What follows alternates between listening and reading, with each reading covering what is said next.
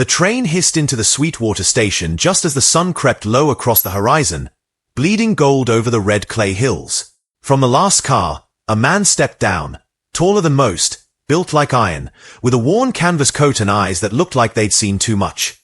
His name was Colt McRae, and after 5 long years in prison, he had finally returned home to fulfill a promise he'd carved into every letter he ever wrote her.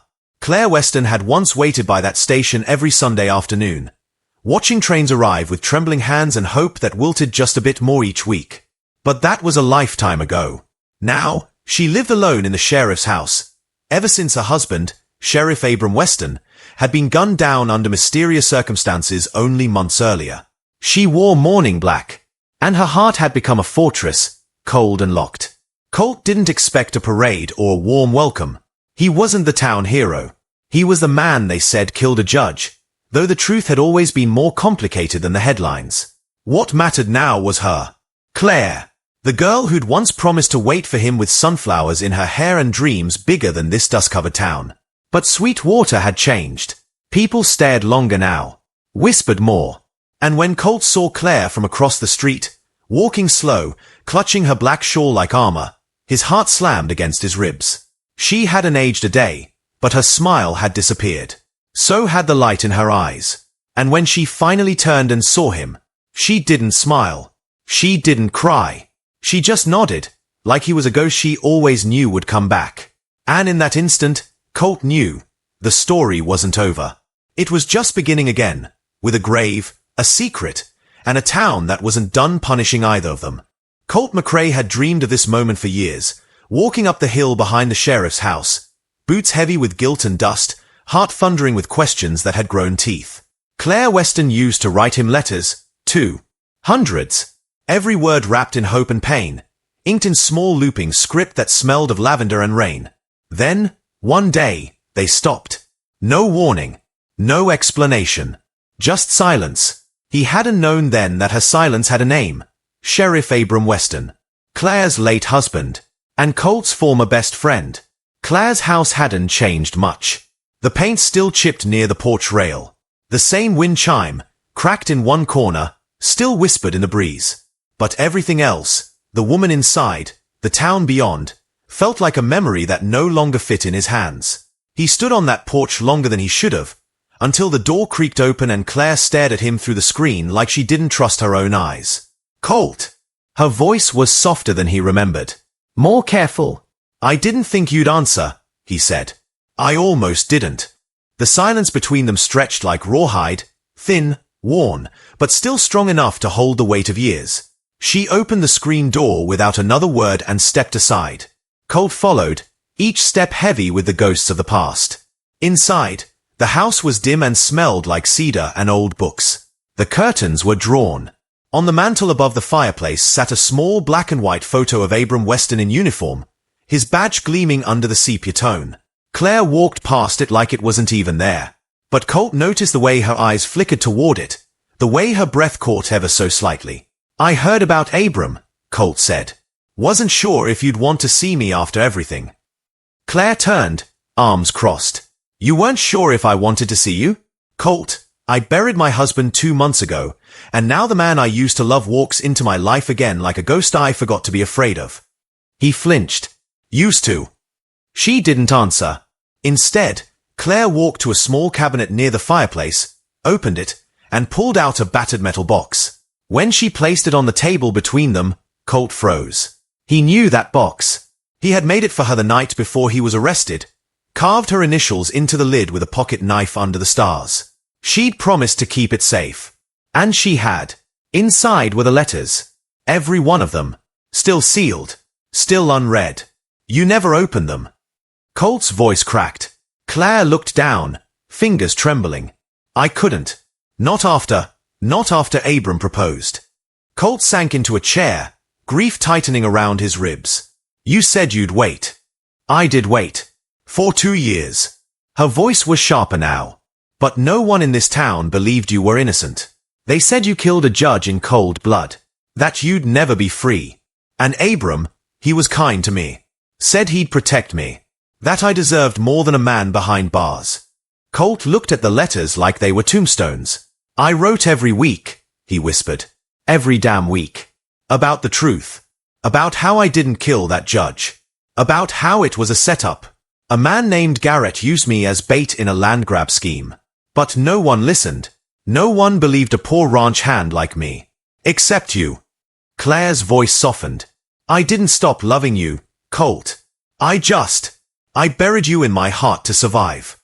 Tears welled in her eyes but didn't fall. You buried me, Colt repeated. And married him.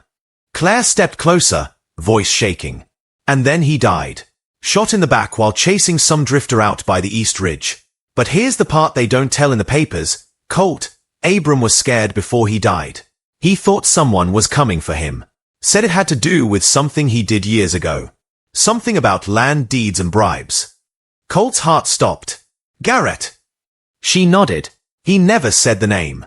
Just that it was someone with power. Someone who could ruin everything. Colt stood slowly. Claire, this isn't over. If Garrett's still out there, and he had something to do with Abram's death, then you're not safe. Neither am I. Claire clenched her jaw. I don't care about land or secrets. I care about surviving. And if you've come back to settle scores, I want no part of it. Colt stepped closer, lowering his voice. I didn't come back for revenge. I came back for you. Her breath hitched. I came back because even 5 years in hell couldn't kill what I feel when I see you. Claire turned away, shaking her head, hands trembling as she gripped the back of a chair. You shouldn't have come back, she whispered. But I did. And now whatever killed Abram is coming for both of us. You know it. I know it. And burying the past won't save us anymore. There was a long silence, broken only by the sound of the wind outside rustling the chimes. Then, without looking at him, Claire spoke. Then we find the truth. Together. One last time. And just like that, the flame buried beneath 5 years of silence flickered back to life. But the storm wasn't far behind. Because some graves don't stay buried. And some secrets kill twice. The next morning broke cold and grey, the kind of sky that warned storms weren't just coming, they were already here. Colt stood at the edge of the old Sweetwater cemetery, hat in hand, staring at the small headstone that read, Sheriff Abram Weston, a man of law, loyalty, and legacy. Colt didn't feel hatred as he looked down at the name of the man who had stolen 5 years from him and married the only woman he had ever loved. He felt something worse. Pity. Because if what Claire had told him was true, if Abram Weston had gotten tangled up with Garrett and his land schemes, then he had made the same mistake Colt once had, trusting the devil in a silk vest. Garrett Sinclair. A name Colt hadn't spoken out loud in years. The man wore respectability like perfume but smelled of corruption. He ran deeds, railways, and deals out of Cheyenne like a kingpin behind velvet curtains. He was the reason Colt was arrested. He was the one who paid the witnesses. He was the one who disappeared when the truth almost surfaced. And if Garrett had returned to Sweetwater, then someone was going to end up dead again. Colt turned from the grave and made his way into town. He needed answers, and he knew exactly where to start. The Silver Bell Saloon. The same watering hole where lies were traded more often than whiskey and loyalty was always for sale. The moment Colt pushed through the swinging doors, silence swallowed the room. Eyes shifted. Cards dropped. It was like a ghost had walked in wearing boots. Behind the bar, Luther Briggs, a former bounty hunter turned barkeep, squinted through the smoke. Well, I'll be, if it ain't the man Sweetwater couldn't forget. I ain't here for a reunion, Colt said, voice low. Luther poured a shot of bourbon and slid it across the bar. Then you're here for dirt. I'm here for the truth. Luther chuckled. Ain't no one ever found that in this town. But he leaned in anyway. Garrett's been seen 2 towns over, he whispered. Running cattle deals through proxy. Abram was in deep with him, real deep. Signed over parts of the town's water rights. Heard he was getting scared. Started talking about pulling out. Colt's jaw tightened. And someone made sure he never got the chance. Luther nodded grimly. You weren't the only man Garrett used. Just the only one who lived through it. Before Colt could reply, the saloon doors creaked again. Claire stepped in, wrapped in a dark blue cloak, her eyes scanning the room until they landed on Colt. Something in them had changed since last night. She wasn't trembling anymore. She was ready. I went through Abram's desk, she said, ignoring the eyes watching them. There's a ledger, locked in a compartment under the floorboard.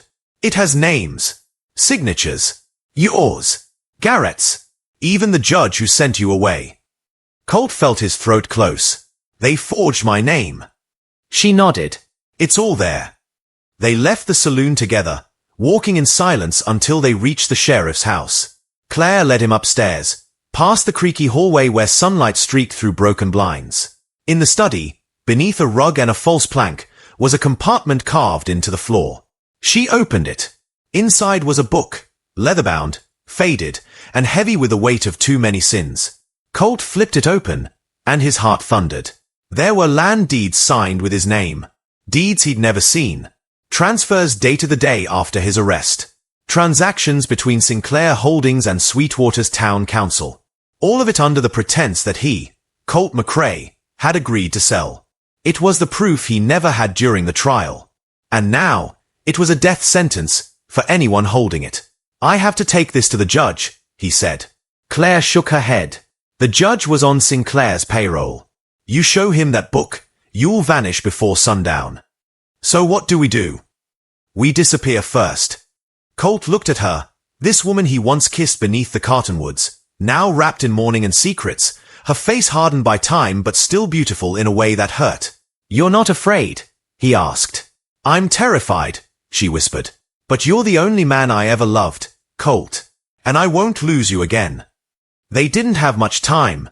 They packed only what they could carry. The book, a revolver, a few bills hidden under floorboards. Claire tucked away a locket with her mother's picture. Colt took the old tin box she'd kept his letters in. As they stepped out into the afternoon light, the town bell began to ring. 3 sharp chimes, followed by gunfire. They ducked instinctively as 2 shots rang out from the alley behind the sheriff's office. Claire screamed. Colt pulled her behind a water trough, drew his revolver, and peeked out. 2 men on horseback, both armed, both riding hard toward them. Garrett's men, Colt said through gritted teeth. They made a run for the stables, boots slamming against dirt and adrenaline pounding in their ears. The stable boy saw them coming and tossed Colt the reins to a black mare. Ride west, he hissed. Don't stop till the canyon swallows the sun. Claire mounted behind Colt, arms wrapping tight around him. Another shot cracked the air, splintering with just inches from her head. Colt spurred the horse hard, heart roaring like thunder. They didn't look back. The town of Sweetwater faded behind them in a haze of dust and betrayal. The ledger burned against Colt's chest like a brand. And as they rode for the canyon, the only thing louder than the hooves and the wind was a question neither of them dared ask yet. Was love enough to survive what was coming next? The sun dipped low as they reached the jagged mouth of Red Hollow Canyon, its towering red walls glowing like fire against the deepening dusk. The wind funneled through the gorge in ghostly whispers, and even the horse seemed uneasy. Colt dismounted first, hand on his revolver, eyes scanning every shadow. Claire slid off behind him, clutching the ledger to her chest like it might vanish if she let go. This place, she murmured. I used to hear stories about it as a child. They said outlaws came here to vanish. Colt glanced around. That's what we need. They found a small rock outcrop with a narrow entrance, a perfect hiding spot. They built a fire low and tight, using dry brush and branches that didn't crackle too loud.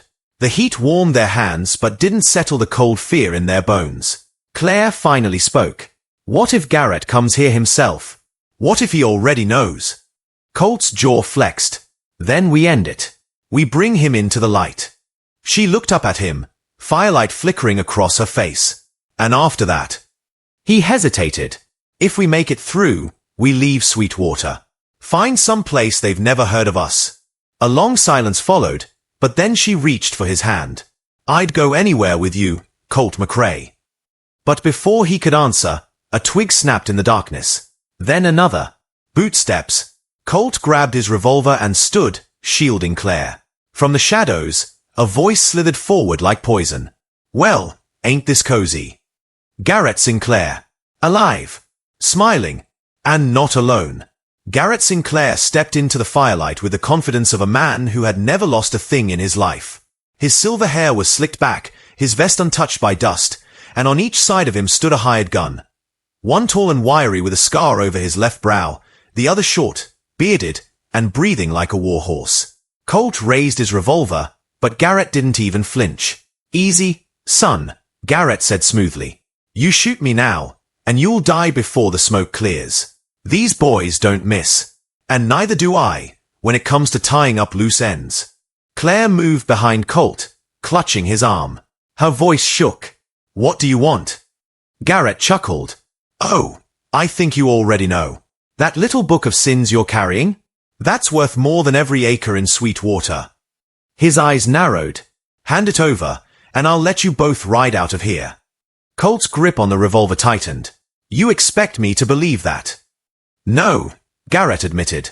"But I expect you to believe this. If you burn that ledger, no one will ever know what I did.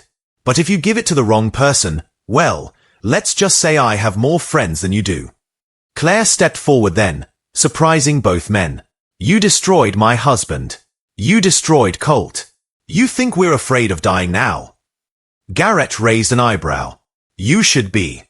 In one sudden movement, Claire pulled the ledger from her coat and threw it into the fire. Colt turned, stunned. "Claire." But she wasn't shaking. "Not anymore. He already knows we have it. We'll never stop running if we keep it. But if we make sure no one else has it, not the judge, not the marshals, he's just another man with no power over us." Garrett's face contorted with fury. "You stupid." But that was all he got out before Colt fired. The bullet struck the taller man to Garrett's right. He collapsed with a grunt. The second drew fast, but Colt was faster. Another crack of thunder. "Two down." Garrett scrambled backward, drawing his own pistol, but Colt was on him like a storm. They crashed to the ground, rolling in the red dust, fists flying. Garrett swung wild and desperate, but Colt had 5 years of rage behind every blow. He pinned the older man, knuckles split and bleeding, and pressed his revolver to Garrett's chest. "No court. No jury," Colt growled. "Just justice." But Claire's voice cut through the storm. "Colt, don't." He looked back. Her eyes were glassy with tears, but steady. "If you kill him, you'll be no better than he is." Colt froze. The canyon wind howled. Then, slowly, he stood. Let Garrett fall. The outlaw coughed blood and cursed, but he was alive. Colt turned to Claire and reached for her hand. "We ride east," he said. "No law, no revenge. Just a new beginning." She nodded. Together. They left Garrett there in the canyon, bound with his own belt, and rode out before dawn. The fire had burned the ledger to ash. The wind carried away the last traces of what was, and ahead of them lay only what could be. As the sun rose over the plains, Colt looked at Claire, her blue dress torn, her eyes fierce, and realized something he'd almost forgotten. Love doesn't always need justice. Sometimes, it just needs a chance to live again. And this time, they wouldn't waste it.